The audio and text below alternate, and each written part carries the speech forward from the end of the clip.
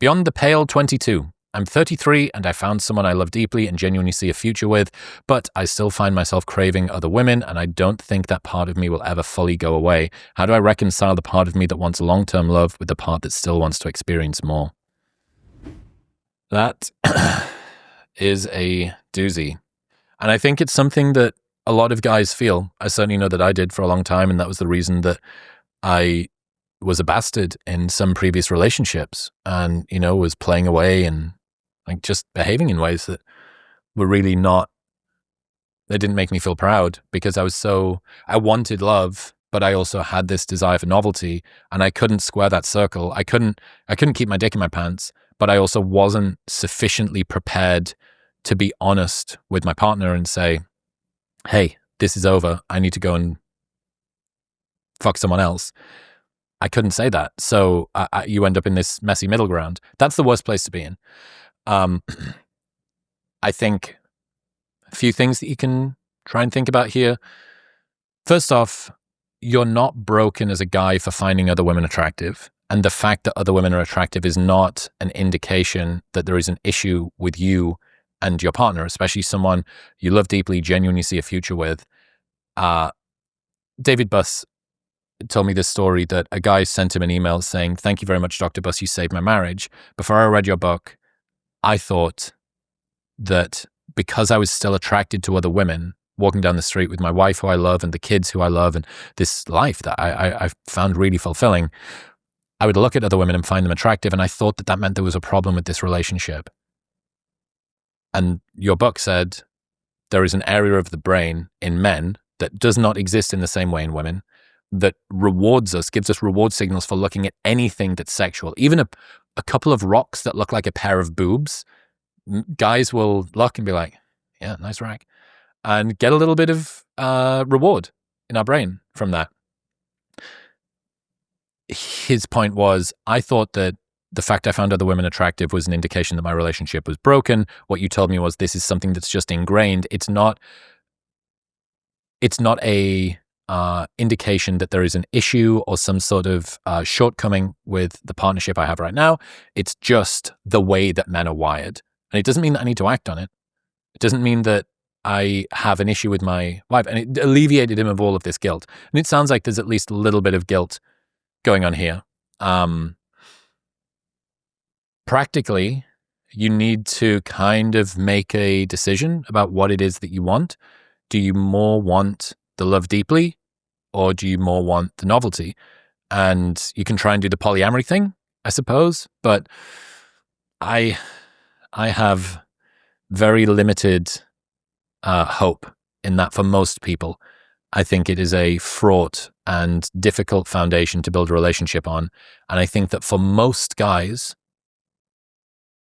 the sort of girls who would be okay with an open or one-sided open relationship are typically not the sort of ones that you want to marry long-term. And this is most guys, most girls. There is a cohort of people who will go to swinger parties, put the keys in a bowl, come out not knowing who's put what bits of their fucking anatomy into each other and be totally sweet about it and just go to work the next day and still love their partner. That's sweet. But for most guys, I think most of them are wired in a way where that's just not, it's not going to work. I just really don't think it's going to work, unfortunately.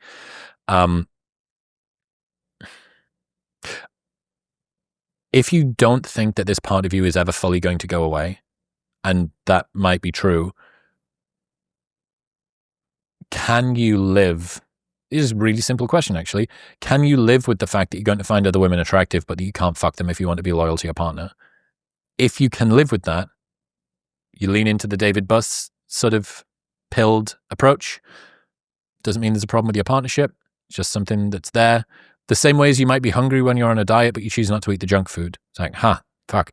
It's just going to be after a thing that I decide to control. I certainly will say the change that I noticed from age 30 to now age 37 in terms of my desire for sexual variety and my this might be a better way to put it, my challenges with loyalty because of a wandering eye have gotten much easier. I don't know whether that's a change in my programming It's certainly not a decrease in my fucking testosterone level, but change in values, perhaps. If you're the sort of guy that wants kids and wants a family, that is going to be such a strong pull. I do think it's going to overshadow the challenge that you have with this. Maybe it won't ever fully go away that you're going to look at other women, but if you're okay with just clamping that bit of you down and being like, hey, there it is. I'm hungry for that food. Don't need to eat it. That's good. And if you find yourself getting tempted to go and eat the food, you don't have it in the house. The equivalent of that would be if you're the sort of guy who can't keep his dick in his pants and you really, really want to be loyal to your partner, you don't go to nightclubs and drink. You don't go on stag do's and get smashed in party towns. You're with the group that's a little bit more quiet and goes to bed early. Does this sound like a more boring life? Well, maybe in some ways, but you're kind of treating yourself like a sexual drug addict who isn't to be trusted if there's an open bag of cocaine near them.